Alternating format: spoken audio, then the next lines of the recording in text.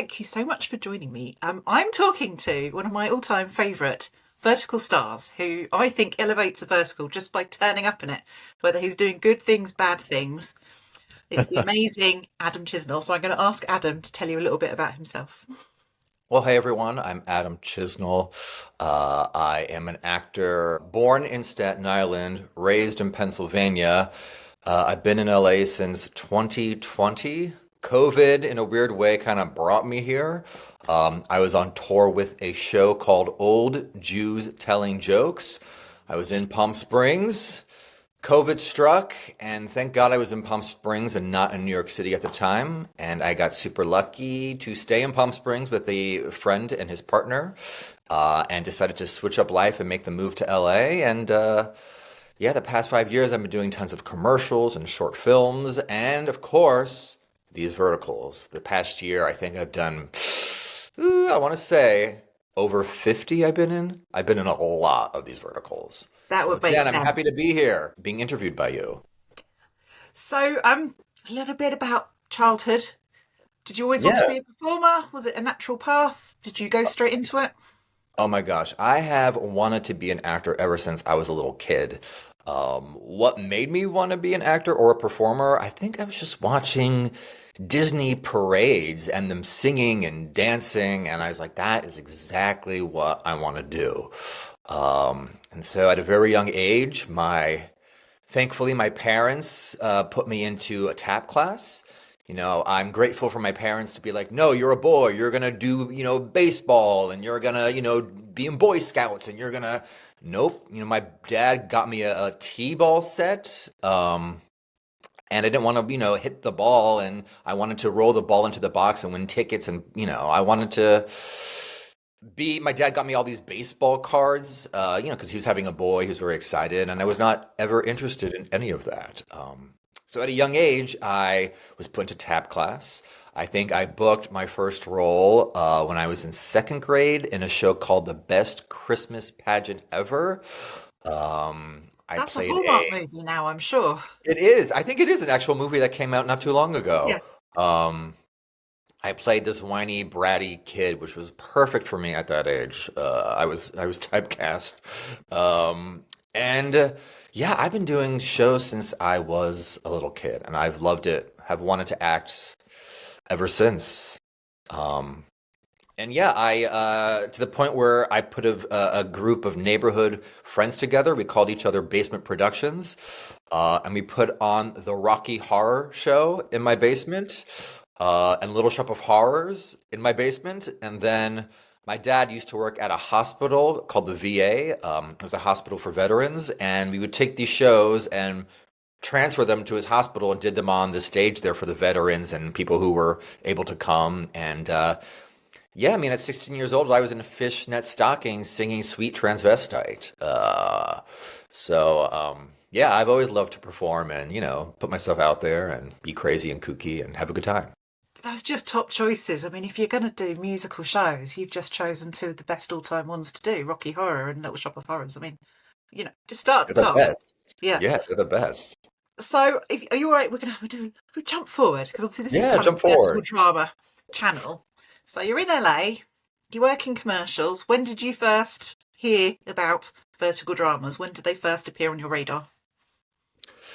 First appeared, I think probably a lot of actors have said this, is these mobisodes or mobisodes. We didn't know what to call it. It was a mobisode or mobisode. And I had a girlfriend of mine say, you should do these. And in my mind, I thought it was just like, this is going to sound so silly, sort of. It was just like hot people in front of the camera. I'm like, I don't think this is right for me. I'm not going to get roles in this, I don't think. I'm not like, your muscular, chiseled guy. I'm more of your kooky character actor kind of person. Um, but then I booked my first role in January of 2024 um, I was playing a director. I forget the name of the. I always get the vertical names titles confused. But it was with Autumn and Casey, who were like vertical legends. They started these Mhm. verticals. And really, since that, I just started. booking one right after the other and started getting really involved. But yeah, I was sort of unaware of what these are or what exactly it is or what platforms they're on or who is watching this. At a time, I thought it was people just, overseas that are watching this, but I've realized, thanks to people like you and folks like you, that it's people from all over the entire world that watch these verticals. So, I never realized that there's such a huge fan base, and so much access to watch these verticals, and people really enjoy them. Even I was telling my mom about verticals, and she doesn't understand them yet, but she just recently told me that her friend's friend was mentioning that she was watching these dramas on these apps, and she loved them. And then it clicked in my mind, my mom's mind, excuse me, of, that this is sort of, people are watching these things. They're blowing up. Yeah. Because I think more people are aware of them, but they don't realise because they'll have seen ads on TikTok, but not quite realised and matched it up. They're like, oh, that's the vertical dramas that people are talking about. Because I've had that Yeah. happen with quite a few people. Like, oh, and they're like, oh, no, I've seen, yes, no, I saw that. So they're not quite just matching up that that's the term and that's what they've seen. Yeah, I think it's such a new form of content that people are slowly getting onto it and on top of it. This might be TMI. I'm gonna be very honest. I was on a little gay app called Grinder. I don't know. Can we say that? Do you know Yeah, we Grinder? can say it. Yes, Okay. go. But it was advertised on Grindr. It's like, wow, they're really hitting all kinds of audiences here. They're really trying to get all kinds of people. But I see why it would be advertised on Grindr. You get a lot of hunky, lead characters that are, Yeah, fairly that good makes looking. sense. So So I always think you're the king of the character role. Are you happy with that title, being king of character roles? I am, yes, character actor is what I've always been, is what I love to do. I think I would be if I were to ever book the lead, kissing the lead female, I would be so uncomfortable and so out of my element. I think I would be really frustrated and uncomfortable, and I don't want to be uncomfortable on set. Um, yeah. But one of the things I love is that you have an amazing range. So when you turn up, we don't know which way you're going to go. Because I got I, quite upset because I kind of some of my favourite roles of you are, you're really lovely. And then there's some recent ones. You have not been nice. There was yeah, one in particular where you were a really horrible boss, and then unfortunately you kind of got attacked with cleaning implements and mops and buckets. that was fun. I like that one. Uh, yeah, I feel like lately I've done a lot of like these creepy. It was like 2 weeks ago. I just did another creepy role. I creeped up on the lead female so the lead Yeah. guy could come in and beat the crap out of me. Yeah. And when we were done on set, I got a lot of compliments saying I'm gonna play a really good creep. Um, but honestly, the past few weeks, I've done like a mafia one where I wasn't a creep. I was the good guy's right hand man, sort of Mm. goofy. Uh, I did some sort of weird like mafia New York dialect in nondescript. It's sort of Yeah. out there. And yeah, like you're right. I've played all kinds of roles from like the gay best friend to the mean boss to the loyal right hand man. How I is think it then? So how is it then when you get beaten up? Because obviously that's why you're there as the creep for the lead someone to get their revenge on you. I mean, you're uh, quite good at taking a fake punch and falling over. yeah, I just got beat up. It was like 2 days ago. I got beat up on set. It's fun. I have to say, it's fun. Um, yeah, because it's fun. The joy of being an actor is doing things that I'll never do in real life. I mean, I hope to God I never get beat up like that in real life. Uh, but yeah, it's fun to play someone that I'm not, and that's the joy of acting. Um, And then you mentioned being the gay best friend, and I think my favourite role of you is in King's Garden Influencer because you get a lot more to do in that. I would say you're kind of really crucial to the plot. You're as the best friend, you're the voice of reason in the whole thing. I always feel that that character is he like just takes it all in his stride. It's like, okay, fine, we're working with this reality. But you also have some genius comic moments. There's a fantastic bit where I think they're running from some fans. huh? And there's just this moment where you pick up a veil. And I just want to know if that was improvised or if you just came up with, you were told to do that. It's just like one of Uh, the I comic moments. improvised that. I just saw that veil trailing behind her. I'm like, well, what can I? I feel like me just running behind her, I got to do something more. So I picked up Yeah. that veil, um, and just started going with it. And I was never told not to not do it, so I kept going with it. And what Um, was that set like to work on? Because my guess is that was probably a lot of laughs. The Knight and the Influencer, I did enjoy because it was a different story. I'm sure you can attest to this than the majority of the verticals that are out there. There's no CEO, no one's necessarily getting fired or anything like that. I thought it was a really cool, original love story. And I like playing Kevin because, I do tend to enjoy more of the comedic elements of acting. But then there was this scene between Mark and I where, I was not necessarily funny. It was a more genuine moment between two characters that I don't really get to have in these verticals. And so I really enjoyed that. And it was a lot of fun. Even just in general in the verticals, I do get moments where I improvise a lot or I bring in improvisation.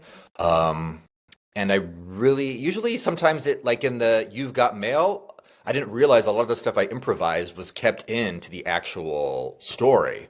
Um, so yeah, yeah, I really enjoyed The Knight and the Influencer. It was a fun time working with, I mean, Mark is great.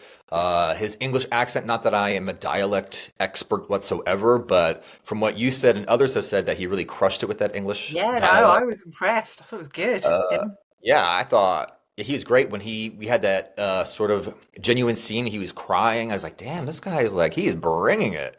And in that scene, I was actually kind of messing up my lines a little bit. I was like, damn, I'm so unprofessional, and he's got his stuff together there. Um, but yeah, it was a fun time. We had a lot of laughs on Night and the Influencer. And then you mentioned Hank, which is very important because you see, we had to put this role in because this award in because it's verticals of the hardest working CEO's assistant. And Hank got nominated because boy, does he facilitate a lot of costume changes. There's a lot of running Yes, he around did. getting clothes in that one. So can you share some of the secrets? Because you've played a few CEO assistants, like what makes a good CEO assistant? How do you get everything done? What makes a Who's been good a good boss? Who don't you rate as a boss? Yeah, being a good CEO's assistant. We sort of viewed it as Luke and I when we were doing this, we viewed it as, Batman and Alfred kind of relationship. I viewed it as maybe I have a little more maybe life experience necessarily, but yet still letting the lead character do his own thing and figure things out on his own.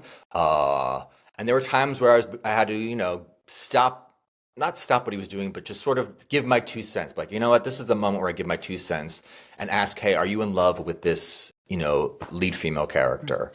Um, Advice though, yeah, just to be calm, collective, be cool, but also not afraid to step in when it's appropriate time to step in. And really support your boss.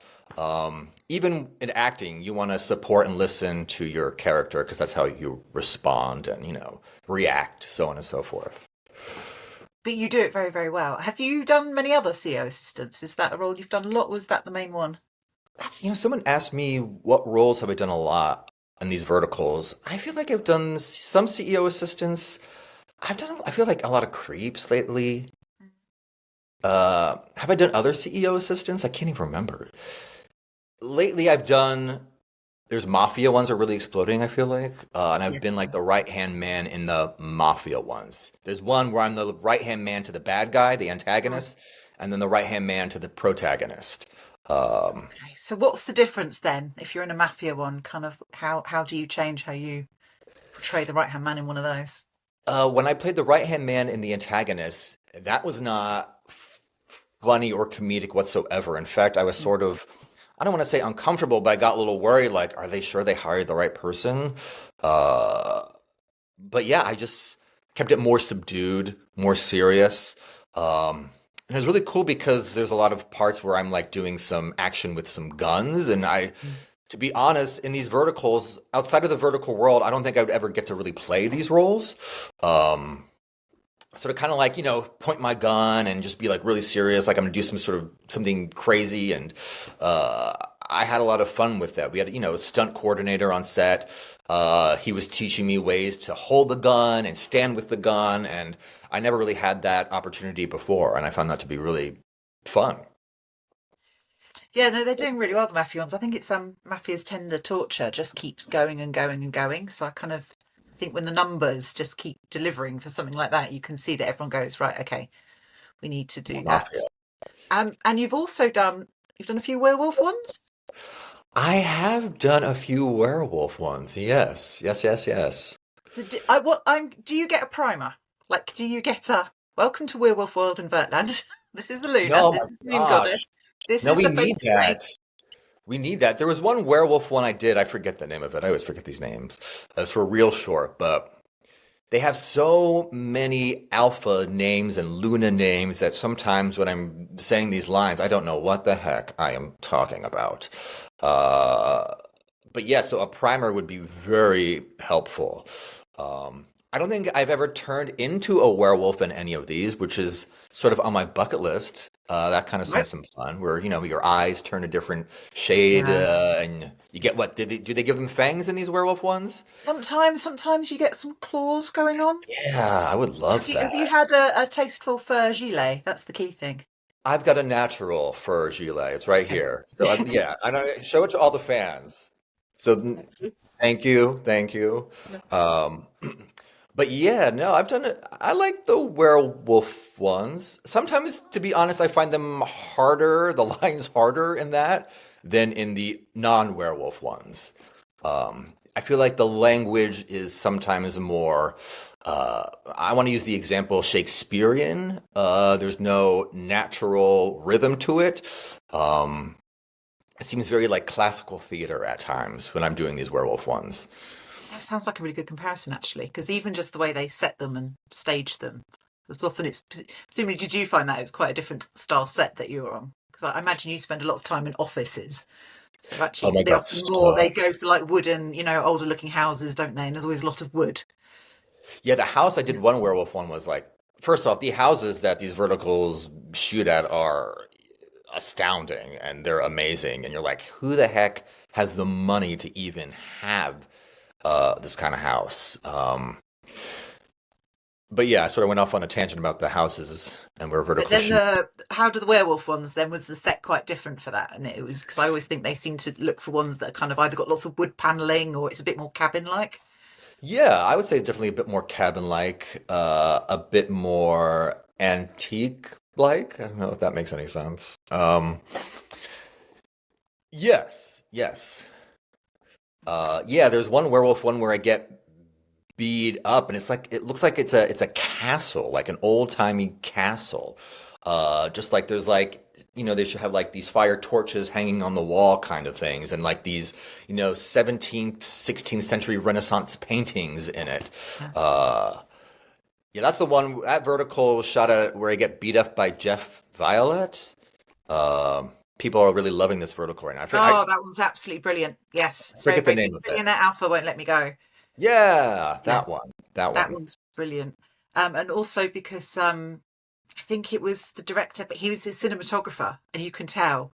And he moves into Hunter. direction. Yeah, it looks phenomenal. It's like I think it's probably one of the best looking, as well as being a brilliant story, the best looking verticals I've ever seen. And yeah, I'm pretty sure you Right. get thrown around a bit, don't you? Yeah. I get beat up by Jeff. Yeah, I'm being a creep to the lead character, and he drags me out of a bar and beats me up and throws me to the ground, and that's fun. Do you always have a bucket list of who've I been beaten up by, right? I Who've I been? don't. I should. I'm like, who Oh, there who should have be a I lot. not been? Who do I want to get beaten up by next? I guess that is the question here. So Um, then I want to go to one of my favourite roles of you, which is when I first started stalking you on Instagram, and you were very, very gracious about it. Which is I love I think it's like Small Town Heiress meets her Mr. Big. I think it's yes. that, which is basically it's Sophia Lopez and Jackson Tiller, and it's all set in a hotel, which Jackson Tiller character is running, and Uh-huh. then you play the hotel manager, Hmm. Mr. Dunn. And I think you know my thoughts on this, and I I'm do. still there. So obviously, most of the hotel staff aren't great to her, Sophia's character, but Jackson Tiller's character's solution to everything is to just, I promote you, I promote you, I promote you. And she gets promoted over Mr. Dunn. And I'm just like, you have a point here. You have done your time in this hotel. Yes, maybe it's, taking a few little backhanders, but hey, you've put your time in, clearly not getting paid enough.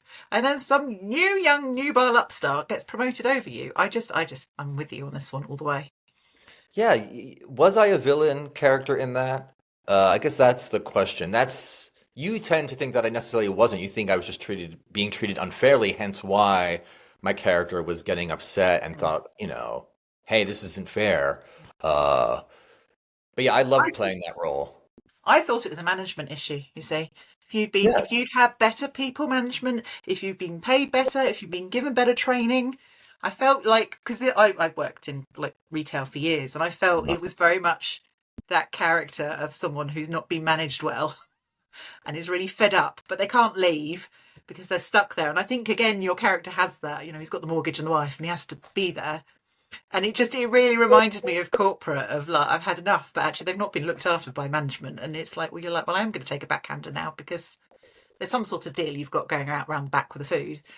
But yeah, Yes. I really Yes. identified. I just felt it had a lot more depth to it as a character rather than just, oh, he's mean and off he goes. So, Yeah, sometimes with the verticals, I'm sure you can attest to. yeah. You just have just a character, and I'm just the mean character because Mm. I'm just mean and I'm being mean. But we got to dig deeper than that. Why is this person being mean, or why are they so upset? And but yeah, I like that my character was being mean because he was just being treated unfairly. He was mismanaged.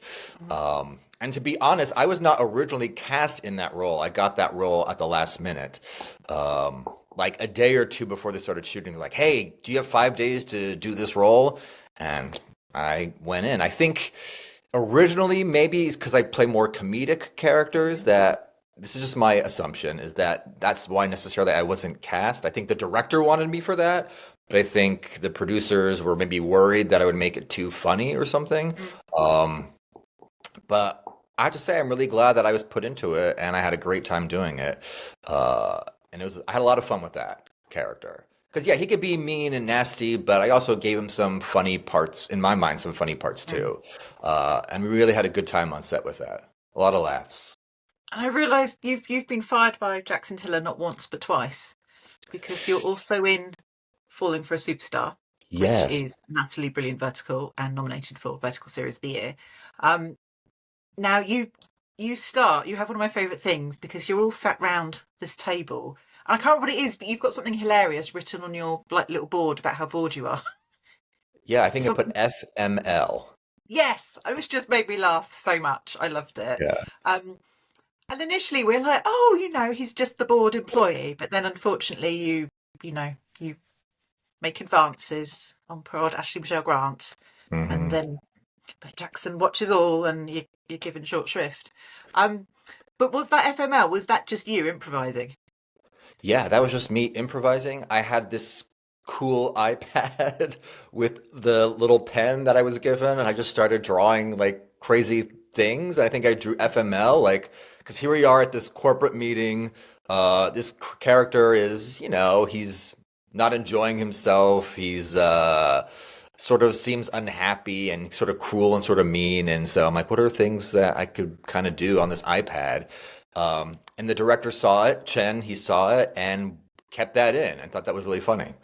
Um, Because we have a and lot yeah, of those meetings, and I think that drama is one of the best for them because there's this fantastic thing where Molly Anderson comes in as like the slightly psychotic uh, actress. I don't know how she does it. She's an absolute hoot. She marches in and then she somehow manages to like drink an iced coffee in the most threatening, terrifying way ever with her eyes. And there's poor Brad, who's her manager, who's just sat shaking at the end.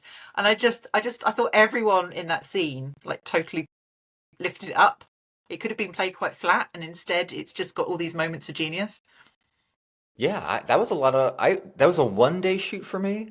Yeah. But yeah, that's another role where I just had a lot of fun on set. Some days you get these verticals and they're okay, it's a job. I think that's kind of anywhere in acting. Some jobs you like, some jobs you love. But that day I was really fun to get beat up by Jackson. That was the first time I met Jackson. Uh, and kind of, though I was a creep, it was also somewhat humorous at times as well. Um, and I just had a lot of fun doing that. So how does it work, just sort of more generally playing, the supporting role? I mean, out of a full shoot, how many days are you generally on set out of, like, say, the 7 or 10 days of a shoot? It just depends. Some days it's one day, 2 days. With the You've Got Mail, that was 5 days. Night and the Influencer was 5 days. I just did one for real short about a math competition. Mhm. I don't know, maybe I shouldn't be saying this. It was actually a different one because there was no love story. And I think with the majority of these verticals, it's all love stories. But anyway, I played a math judge, and since the whole story basically took place at a math competition, I was there for pretty much 6 days in a row because the majority of the stories at this math competition, and I'm a math judge, and you got to have the math judges there. Um, I have to so it ask, how is your depends. maths? How is your maths? Was it a natural? Oh God, it was horrible. They were giving me math freight Marsen's Prime or something. Do you know Marsen's Prime? No, no idea. No, exactly. Neither did I. A lot of math phrases that I was unaware of and had to ask questions about. What does this mean? Um, but that was a different one to do because that wasn't, yeah, a love story. Uh, No, I think that's one of the exciting things at the moment, that they're, because I think I've talked to people, and there's a feeling that if they just stick, I mean, much as we love the kind of the shareholders and billionaire CEOs, it will burn out if it just stays in that thing. And the way to carry it on is to explore lots more stories and, see what works and resonates. And so that's really encouraging. I mean, I can't say it's top of my list to watch Maths, but you're in it. So you see, that will work. I'll watch it because you're in it. So there you go. Yeah, it still has some of the, Yeah. stereotypical vertical tropes in it, but also it's a different story that I don't think is told in these world of verticals. So I'm curious to see everyone's opinions on it and how they feel watching it. But yeah, we always on set we always talk about like, aren't people going to get sick of these CEOs and the Mhm. firings and even the slapping? But people seem to love this. How do you feel about the slapping? No, People seem to love I it. can't You don't stand like the the slapping? slapping. Most of the, like, fans that I talk to, so yeah, you kind of create a bubble, don't you, if people agree with you? But yeah, Yeah. we're all over the slapping. We're like, we're done with the slapping. Because That's I how I think if feel. nothing else, it negates the impact. So actually, occasionally it works if there's just one, and it's like, but when it's just like slap happy, it's like doesn't achieve anything, doesn't add anything to the story. So Yeah, sometimes like I did one maybe a month or so ago where I come in and my character slaps my wife and I'm surrounded by a group of women and I'm like, there's no repercussions for me. There's no one like coming to like back me up or hold me back or, beat the crap out of me. I just slap her and then we're all okay with it. So sometimes yeah, I question those choices to see like, well, how does the audience feel about watching this? yeah, But no, also not how do good. they feel? Yeah, okay, good. I'm glad because I Yeah, did and I'm tell like that. Yeah, the sisterhood would have taken out that character. So That's what, yeah, there's one too where I slap a girl and she's like much younger than me. I'm like, what? Like, why would I ever slap?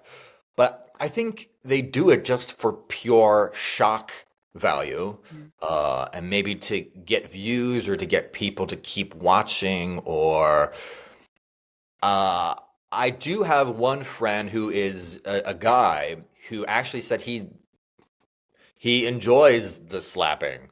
Um, but maybe that's because he's a guy and enjoys. I mean, I don't know. I don't think I don't think because he likes abuse towards women or anything like that. I think he mm, just finds it to be a different kind of action than what people see. Generally, like at least in American TV, slapping is not really done a lot. It's more like punching and shoving, or there's a lot of guns. mm. But slapping is not something that is necessarily seen, so it's more shocking, for lack of better words, when someone is just slapped.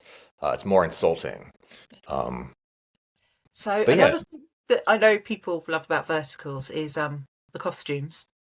Oh. So have you had some costumes that you've rather taken a liking to, or ones that you've particularly been very glad to see the back of? To be honest, a lot of the costumes, in case you haven't noticed, are pretty much my own personal wardrobe. There was one of the wolf ones I did where they were giving me some really cool suits that I really enjoyed. Like this blue velvety suit with like a cool lapel pin on it. I really enjoyed that. But I mean, to be honest, a lot of the costumes are the clothes that I have, and I just bring them in. I wish I could give you a better answer, like, oh, I had this beautiful, suit, Mm. or, but a lot of them is just my own clothes, to be Do they very give honest. you guidance of what they want, or is it just kind Yes, of almost you usually know the industry well enough? You're like, this is what we need. I'm bringing this in. a little bit of both. If I know it's a CEO one and I'm playing a manager or a boss of some sort, I know exactly what they're going for. But sometimes, or oftentimes, the wardrobe supervisor gives me a pictures of ideas of what to bring in. Um, and so I'm given a little heads up of the idea of what this character should be wearing. So I have to just talk about some of the work you do outside verticals as well. Because Okay. I've had quite a lot of fans send me messages because they get very excited when they then spot you in commercials. Yes. So there's like a Yes. weird crossover now of like, it's Adam from Verticals, but in a commercial. So are you doing both? You're still doing both simultaneously, presumably. Yeah, I do both. I do lots of commercials. I just did one last week for a law firm called Noble Law. Uh, but yeah, I've been in like an Amazon Ring commercial, and for a real hot second, I was in a Super Bowl commercial. And yeah, I like the commercial world. I've done lots of commercials and hope to do more. Um, And what other sort of projects do you like exploring, or would you hope to do? like any actor in the vertical world, I want to get into the bigger time movies, the bigger time TV shows. I'm currently looking for a theatrical agent. If any theatrical agent is out there listening to this, and yeah, I want to keep on moving upwards and forwards, and uh, even though this vertical world, sometimes it's sort of frowned upon or shunned upon, because it's a different style of acting. And I think also any new medium in the entertainment world is always frowned upon at first until they realize, oh, it's bringing in a certain amount of money. Oh, it has a certain amount of fans. Then it gets Mm. there's more respect behind it. Um, there was a time where movie actors were frowned upon by doing television, but now look at television. I mean, tons of movie actors are in Mm. TV shows, and both worlds have crossed. But yeah, I would love to definitely book like a sitcom or be in a movie, a funny movie with like a Tina Fey movie would be great, or Quinta Brunson. I love her style. Do you That's guys one get of Abbott Elementary? that's one of the few ones that I will watch. I will watch her stuff that's not in vertical. I love Yeah, her I stuff. like Quinta Brunson. I think she's fabulous at everything she does. I'm a fan of Quinta Brunson. But yeah, I would love to, just book bigger things, make more money, and you know, Because I think there's going to be crossover all the ways in the way that yeah, as you mentioned, film actors do TV. I think you will have vertical actors, like, will be the names that will also go and do TV and film, and then there'll be that fluidity of those people also coming into verticals. So I I think agree. that Yeah. can happen because I just think I mean, I don't know if you see it, but as fans watching this year, yes, there's still a percentage of the same formula being made, and there's new interesting things being made, but there's a lot of fantastic quality happening now. I mean, as you said, Billionaire Still My Alpha, that one's like phenomenal. That's a whole step up in just the acting, the story, the look. Are you noticing that with scripts? Are you thinking like, the one that you mentioned with the maths? It's like, oh, there's a bit more variety coming through. These feel a little bit more in depth. Yeah, I am slowly seeing that there is more variety, more depth to these stories. Because it's not necessarily the idea of watching something vertically on your phone is the issue, if that's the word. It's more how can we tell better stories, show better relationships, um, because you can tell all kinds of stories vertically and people would watch it. Any good story is a good story if it's, if you're watching a play, it's got one chair and everybody's wearing black. If it still is a great story and told really well, it's still entertained compared to something that's more flashy. And, if it doesn't work, if it's a bad story, then no one's going to really enjoy it. And I feel that same way about verticals. You can have all the flash, which is great to have, but it's really people want to watch good stories and see great characters and relate to these characters as well.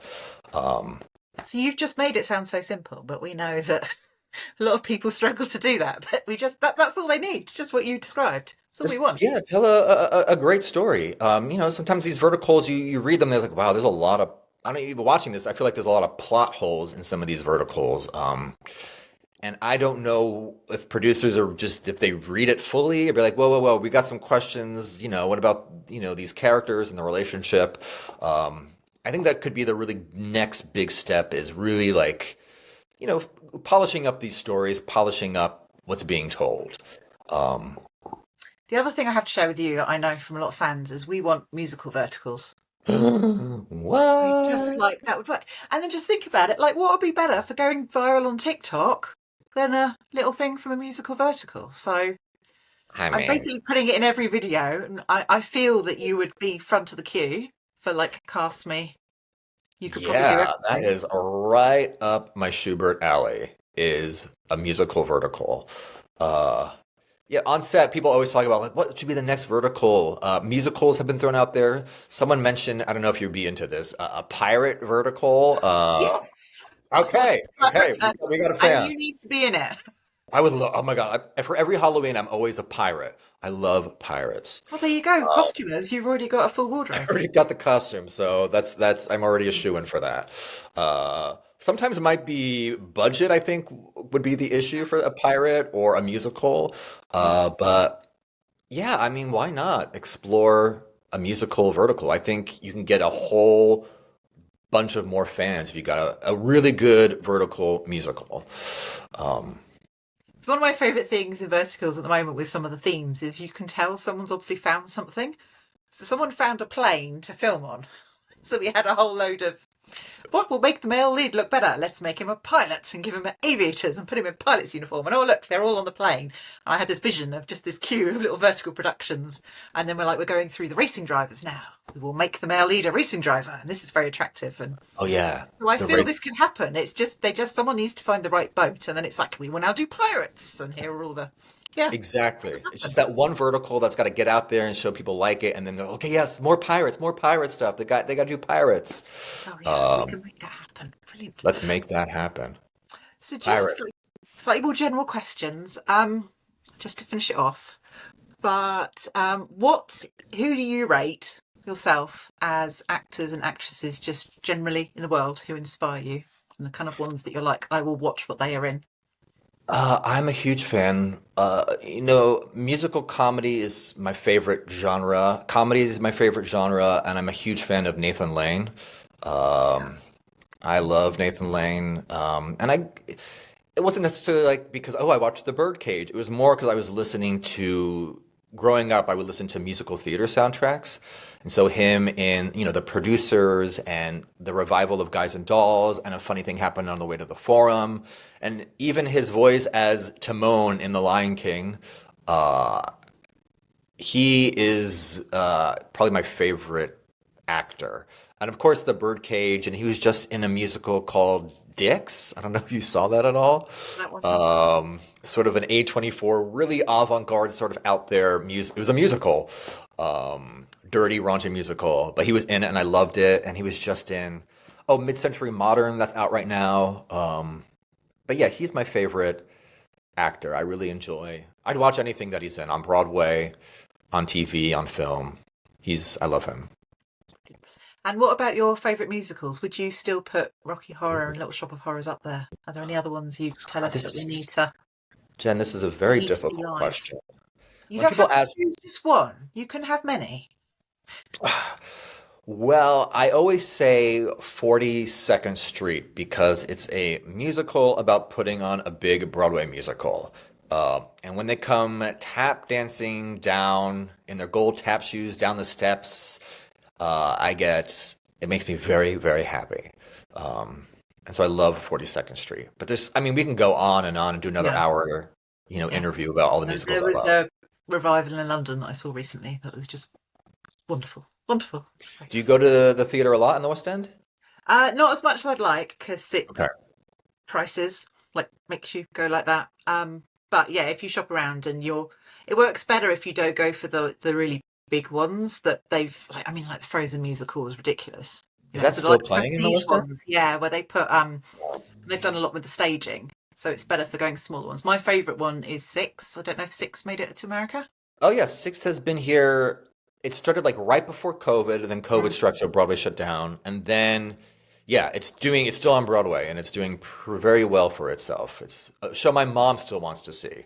Oh, I you haven't have seen to. it, but I love the soundtrack. So good.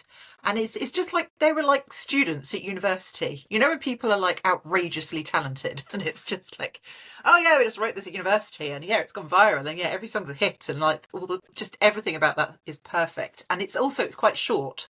There's not actually an Yes, interval. So it's actually quite you can do that and then do something else with your evening. It's quite a nice sort of it's two-parter. perfect.